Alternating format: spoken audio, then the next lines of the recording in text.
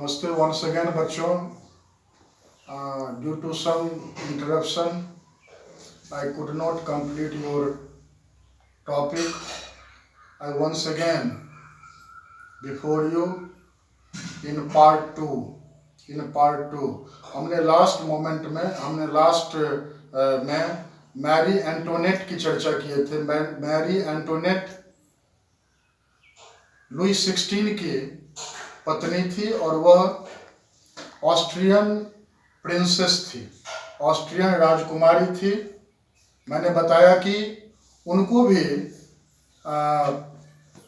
Treason के आरोप में, देशद्रोह के आरोप में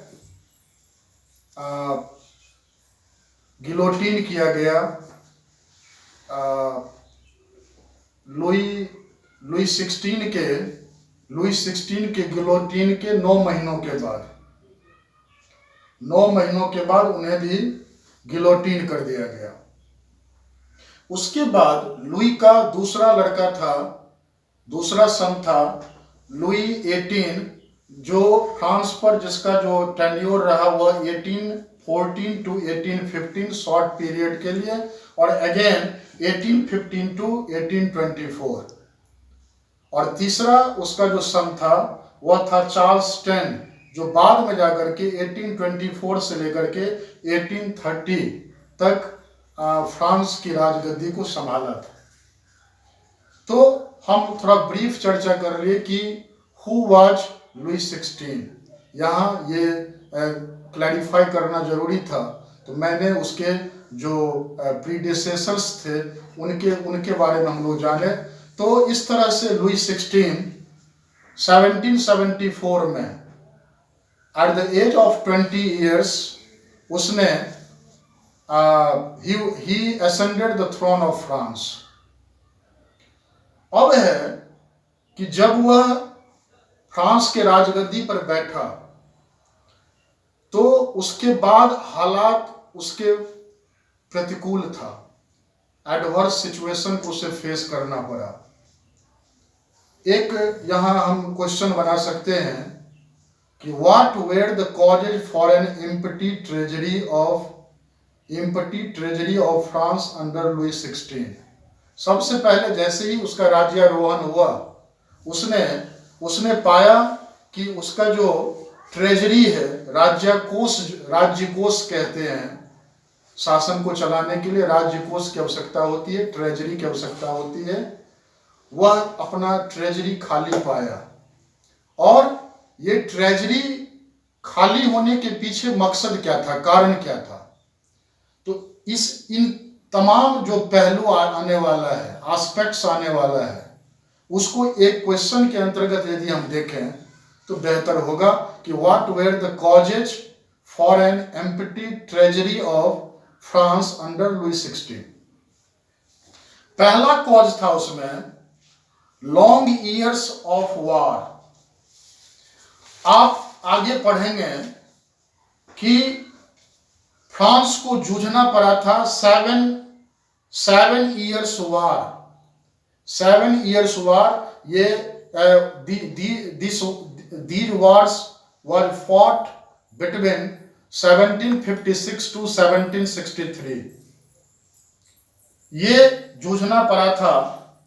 और 1756 to 1763 इस वार में all 5 European great powers of that time उसमें शरीक हुआ था.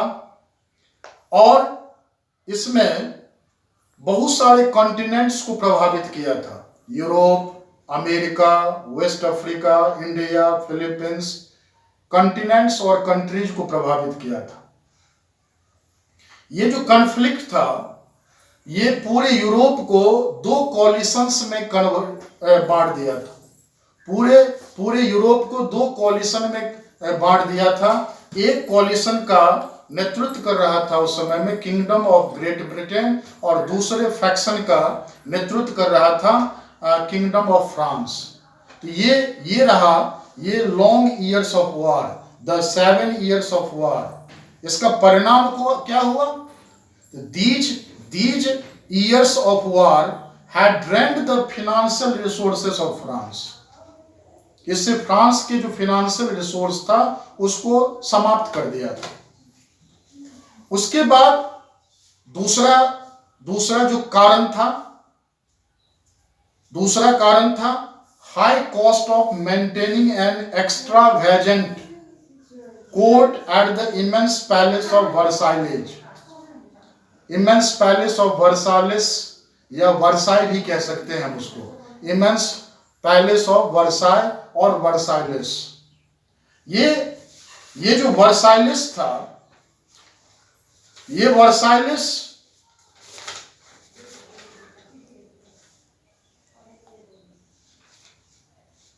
एक प्रिंसिपल पैलेस था किनका? इंपेरर का, मोनार्क का प्रिंसिपल पैलेस था। और ये 1682 से ये टिल फ्रेंच रिवॉल्यूशन तक ये प्रिंसिपल पैलेस रहा वहाँ के एम्पायरर्स का, वहाँ के मोनार्क का। और ये पैलेस जो था वह 20 kilometre south west of the centre of Paris. ये जो पैलेस ऑफ वर्साइलेस और वर्साई ये जो था, तो यहाँ कोर्ट लगता था एक्स्ट्रा, एक भव्य कोर्ट हुआ करता था, भारी भरकम कोर्ट होता था, राज दरबार होता था और उसके मेंटेनेंस में बहुत ज्यादा खर्च होता था। इसके अतिरिक्त एक तो राज्य कोष खाली था, ट्रेजरी खाली था। दूसरा पहलू था कि उसको इमेंस पैलेस ऑफ वर्साइलेस को मेंटेन करने में उसको हाई कॉस्ट उसको एक्सपेंस करना पड़ता था। इसके अतिरिक्त under Louis 16 France helped the 13 American colonies to gain their independence from the common enemy Britain। एक जमाना था जिस पर जब ये जो 13 अमेरिकन कॉलोनीज इंक्लूडिंग इंडिया, इस पर फ्रांस का कब्जा था, फ्रांस उस पर कब्जा किए हुआ था। लेकिन बाद में जाकर के ब्रिटेन ने उससे 13 अमेरिकन कॉलोनीज को छीन लिया और वो ब्रिटेन का कब्जा हो गया। तो उन्होंने क्या किया, फ्रांस ने 13 अमेरिकन कॉलोनीज को, जब समय आया तो 13 अमेरिकन कॉलोनीज को, जब वो इंडिपेंडेंस की बात करने लगा तो 13 अमेरिकन कॉलोनीज को हेल्प किया टू गेन दियर इंडिपेंडेंस, अपने आजादी को प्राप्त करने के लिए फ्रॉम द ब्रिटेन। अगला कारण था, अगला पहलू था the war added more than. इस तरह से ये जो वार हुआ और इस तरह से जो 13 अमेरिकन कॉलोनीज को जो लुई 16 ने मदद किया, इससे क्या हुआ, ये कर्ज को बढ़ा करके, डेट को बढ़ा करके मोर देन 1 बिलियन लिब्रे क्या था, currency of France until 1794। Currency of France until 1794 ये लिब्रे करेंसी था, unit of currency of France in France till 1794। तो उस वार का परिणाम क्या हुआ, 1 बिलियन लिब्रे से ज्यादा कर्ज आ गया और कुल कर्जों की संख्या जो था, डेट जो था, वह बढ़ करके मोर देन 2 बिलियन लिब्रे हो गया, 2 बिलियन लिब्रे। इसके अतिरिक्त लुई 16 किसी भी हालत में वह टैक्स को इंक्रीज नहीं करना चाहता था अपने सिटीजन्स पर, और उसके लिए वह दूसरे स्रोत से लोन ले रहा था। लोन जो ले रहा था उसका जो लेंडर्स था, who gave the state credit now begin to charge 10% interest on loans। उसने क्या किया, रेट ऑफ इंटरेस्ट को बढ़ा दिया और रेट ऑफ इंटरेस्ट को बढ़ा करके 10% कर दिया, 10% हो गया रेट ऑफ इंटरेस्ट। तो इस तरह के हालात पैदा हुए। इस तरह से एक क्वेश्चन यहाँ अराइज होगा जो मैं जस्ट होमवर्क में देने जा रहा हूँ कि व्हाई डिड लुई 16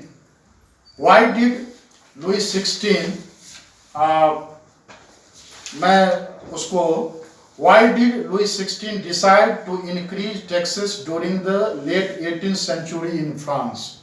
ये मैं आपको होमवर्क में देने जा रहा हूं, लेकिन उससे पहले हम लोग आते हैं जो French society during 18th century.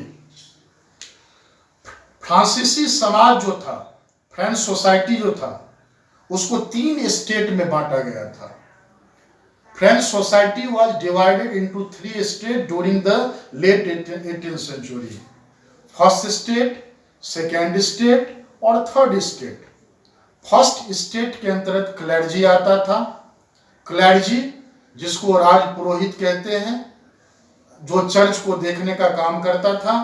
दूसरा था सेकेंड स्टेट में नोबिलिटी, जो सामंत लोग होते थे, राजा के परिवार के लोग होते थे, उनके नाते रिश्तेदार के लोग होते थे, सामंती लोग होते थे नोबिलिटी में। और थर्ड स्टेट के अंतर्गत और बाकी सारे थर्ड स्टेट में उसमें big businessman, merchants, court officials, lawyers, pageants and artisans, small pageants, landless labour, servants etcetera, ये सारे के सारे आ जाते थे थर्ड स्टेट के अंतर्गत। इस तरह से फ्रांसीसी समाज, फ्रेंच सोसाइटी 3 स्टेट में बटा हुआ था। फर्स्ट स्टेट जिसके अंतर्गत क्लर्जी, सेकेंड स्टेट जिसके अंतर्गत नोबिलिटी, और थर्ड स्टेट जैसा कि मैंने बताया big businessman, merchants, court officials, lawyers, pageants, artisans, landless labours, servants वगैरह वगैरह, ये सारे आ जाते थे थर्ड स्टेट के अंतर्गत। अब देखिए विडंबना क्या थी। The members of the first 2 states, the members of the first 2 states had enjoyed certain privileges by birth. उनको जन्म से ही कुछ विशेषाधिकार मिला हुआ था, जन्म से ही उनको विशेषाधिकार मिला हुआ था। और उन विशेषाधिकारों में सबसे जो महत्वपूर्ण, the most important of these privilege was they were totally exempted from paying taxes to the state. ये सबसे बड़ा प्रिविलेज था उनको कि उनको टैक्स पे करने से पूर्ण रूप से आजादी थी। इसके अतिरिक्त और क्या था? नोबिलिटी जो था, क्लर्जी जो था, क्लर्जी जो था वह चर्च के द्वारा पेजेंट से एक अलग तरह का टैक्स एक्सट्रैक्ट करता था, जिसको बोला जाता था टाइद। टाइद एक रिलीजियस टैक्स होता था जो लेविड करता था from pageants, only from pageants. Peasants were the member of the third state, but clergy extracted their tax only from peasants। और ये टैक्स क्या होता था? 1/10 of the agricultural produce। ये जो टाइड होता, ये जो टाइड था, जो टैक्स के रूप में था, जिसको एक्सट्रैक्ट करता था क्लर्जी पेजेंट से, इसका जो वैल्यू होता था वह होता था 1/10 ऑफ द एग्रीकल्चरल प्रोड्यूस। इसके अतिरिक्त नोबिलिटी को और भी प्रिविलेज मिला हुआ था। वह फ्यूडल प्रिविलेज उसको मिला हुआ था, जिसमें फ्यूडल ड्यूज, फ्यूडल सामंती कर जिसको कहते हैं, फ्यूडल ड्यूज जिसको which they extracted from the peasants। इस तरह से पेजेंट से ये दोनों ही टैक्स लिए जाते थे। और इसके अतिरिक्त all the members of third state, उनको राज्य को डायरेक्ट और इनडायरेक्ट टैक्स भी देना पड़ता था। All the members of the third state including peasants. Direct tax में जिसको टेल बोला जाता है, tax to be paid directly to the state. और इसके अतिरिक्त और बहुत सारे इनडायरेक्ट टैक्स होते थे, इनडायरेक्ट टैक्स। और ये इनडायरेक्ट टैक्स जो था वह लेविड होता था किस पर?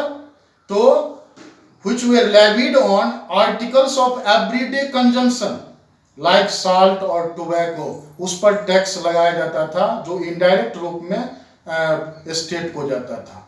इस तरह से डायरेक्टली और इनडायरेक्टली सारे all the members of third state को टैक्स तो देना ही पड़ता था। उसमें पेजेंट्स से चर्च, क्लर्जी और नोबिलिटी दोनों ही टैक्स लेता था। इसके अतिरिक्त उसे कुछ फ्यूडल कुछ और भी सर्विस देना पड़ता था। पेजेंट्स को क्या सर्विस देना पड़ता था? Peasants were obliged to render services to the lord, work in his fields, serve in the army and to participate in building roads. तो ये सब भी काम करना पड़ता था। इस तरह से ये एक डिस्क्रिमिनेटरी था। समय कम है, मैं आपको होमवर्क बता देता हूँ। आप नेक्स्ट जो हमारा क्लास होगा उसमें आप ये होमवर्क नोट कर लें। पहला होमवर्क होगा mention about the events, mention about the events related to 14 July 1789। Mention about the events related to 14 July 1789। और दूसरा होमवर्क होगा why did Louis XVI decide to increase taxes during the late 18th century in France। दूसरा जो homework है, why did Louis XVI decide to increase taxes during the late 18th century in France। ये दोनों homework होगा। Thank you. फिर हम अगले class में आपसे मिलेंगे।